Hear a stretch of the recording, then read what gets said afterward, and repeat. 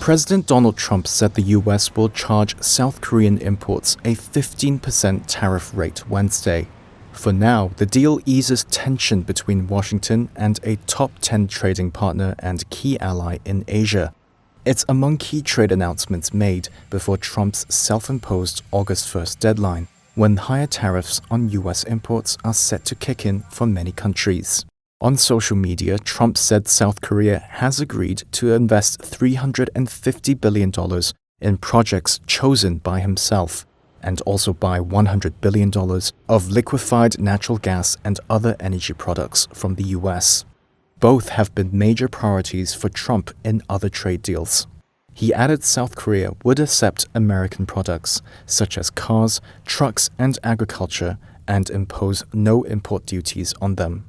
U.S. Commerce Secretary Howard Lutnick on X said U.S. tariffs on South Korean autos would be lowered to 15% from 25%. He added South Korea would not be treated any worse than other countries over tariffs on its key industrial exports, chips and pharmaceuticals. But the new deal doesn't cover steel, aluminium, and copper. The negotiations were an early test for South Korean President Lee Jae-myung, who took office in June after a snap election.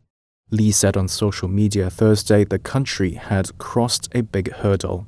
South Korea's presidential office said of the $350 billion investment fund, $150 billion was aimed at a shipbuilding partnership, while $200 billion would include funds for chips, nuclear power, batteries, and biologics.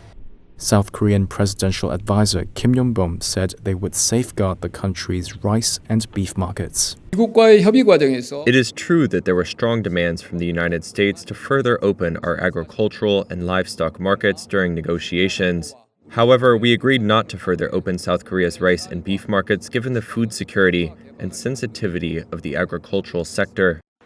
Pressure had been mounting on South Korea since Japan's deal earlier this month cut Trump's threatened tariffs to 15%. Top South Korean officials were believed to have met with Trump in Washington, D.C. shortly before the deal was reached. Amid the last-minute push to reach a tariff deal, South Korea's Samsung inked a $16.5 billion chip deal with U.S. EV maker Tesla. Sources say Tesla also recently signed a $4.3 billion deal with South Korea's LG for its batteries.